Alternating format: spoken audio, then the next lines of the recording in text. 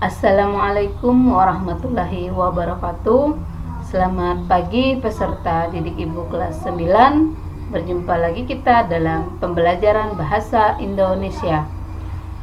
Untuk mengawali pelajaran, marilah kita sama-sama mengucapkan basmalah. Bismillahirrahmanirrahim. Tujuan pembelajaran kita hari ini adalah peserta didik mampu memahami definisi, pembedaan, dan ciri teks cerpen. Kita memasuki materi, yaitu definisi cerita pendek. Cerpen merupakan karya sastra berbentuk fiksi. Sesuai namanya, cerpen kependekan dari cerita pendek. Akan tetapi, ukuran panjang pendek cerita memang tidak ada aturan pasti. Tidak ada satu kesepakatan di antara pengarang dan para ahli tentang ukuran panjang pendek cerita.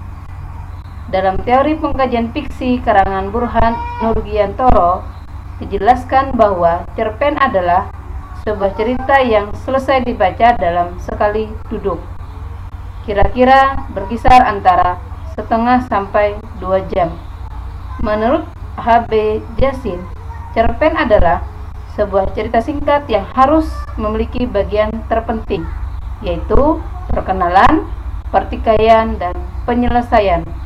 Sementara itu, menurut J.S. Badudu, cerpen adalah cerita yang hanya menjurus serta terfokus pada suatu peristiwa saja. Pembedaan cerita pendek. Untuk pembedaan cerita pendek itu dibagi menjadi 2. Yang pertama, berdasarkan panjang pendek. Yang kedua, berdasarkan tema dan isi. Baiklah, Ibu akan menjelaskan pembedaan cerita pendek berdasarkan panjang pendek. Panjang pendek sebuah cerpen bervariasi. Ada cerpen sangat pendek, bahkan mungkin pendek sekali. Ada istilah yang menyebutkan pentitrap atau cerpen 3 paragraf. Ada juga yang mengukur bahwa panjang cerpen berkisar 500-an kata. Cerpen itu juga disebut prosa mini. Misalnya dalam buku antologi Cerpen Nama yang Mendera karya Ibnu Wahyudi, ada pula cerpen yang panjangnya sedang.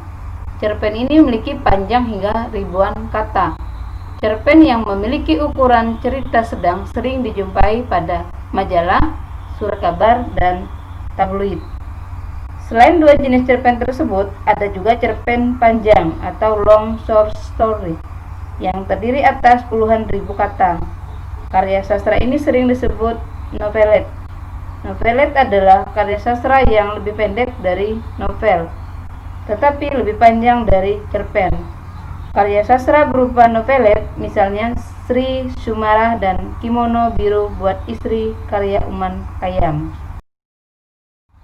Sedangkan cerpen berdasarkan tema dan isi, menurut Herman Aksan, Cepenis dan redaktur Tribun Jabar, dalam proses kreatif menulis cerpen berdasarkan tema dan isi cerpen dibagi menjadi 3.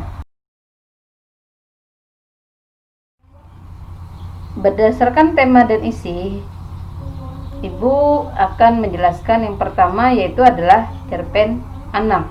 Tadi dibagi menjadi 3. Cerpen anak merupakan cerita pendek yang dibuat untuk menjadi bacaan anak, terutama anak usia sekolah dasar. Cerpen anak muncul pada majalah dan tabloid anak. Cerpen anak juga terdapat pada halaman khusus anak, sejumlah surat kabar, dan majalah umum. Kalimat yang digunakan dalam cerpen anak sangat sederhana. Kata-kata dalam cerpen anak mudah dipahami, kalimatnya pendek-pendek, sehingga maksud cerita mudah dimengerti pembaca. Persoalan yang diangkat dalam cerpen anak adalah peristiwa sehari-hari yang dialami anak. Panjang cerpen anak sekitar 2-3 halaman kuarto dengan spasi ganda. Namun, cerpen anak di surat kabar biasanya lebih pendek dibandingkan dengan cerpen anak di majalah. Cerpen anak berbeda dengan dongeng. Cerpen anak menceritakan peristiwa kehidupan nyata yang dialami anak. Sementara itu, dongeng umumnya bercerita peristiwa-peristiwa tidak nyata, misalnya binatang yang dapat berbicara seperti manusia, para dewa, legenda, dan kehidupan sebuah istana di antah berantah. Yang kedua, berdasarkan tema dan isi, yaitu adalah cerpen remaja. Cerpen remaja ditulis pengarang untuk dibaca para remaja, seperti juga cerpen anak. Cerpen remaja muncul di media massa tertentu, halaman khusus remaja, di surat kabar atau majalah umum yang menyediakan beberapa halaman cerpen remaja. Cerpen remaja lebih panjang dibandingkan cerpen anak. Kalimat dalam cerpen remaja lebih panjang daripada kalimat dalam cerpen anak. Cerpen remaja umumnya berkisah kehidupan remaja. Kisah kehidupan yang diceritakan misalnya konflik dengan orang tua, cinta terhadap teman seusia, dan persahabatan. Yang ketiga yaitu adalah cerpen keluarga. Cerpen keluarga umumnya muncul pada majalah atau tabloid keluarga. Selain itu, cerpen keluarga dapat ditemui di buku kumpulan cerpen. Cerpen keluarga sering mengisahkan persoalan rumah tangga. Ciri-ciri cerita pendek: yang pertama, panjang karangan lebih kurang 10 halaman. Yang kedua, habis dibaca sekali duduk. Yang ketiga, dalam cerpen hanya ada satu peristiwa yang menguasai jalan cerita. Yang keempat, terdapat konflik tetapi tidak menimbulkan perubahan nasib pelaku.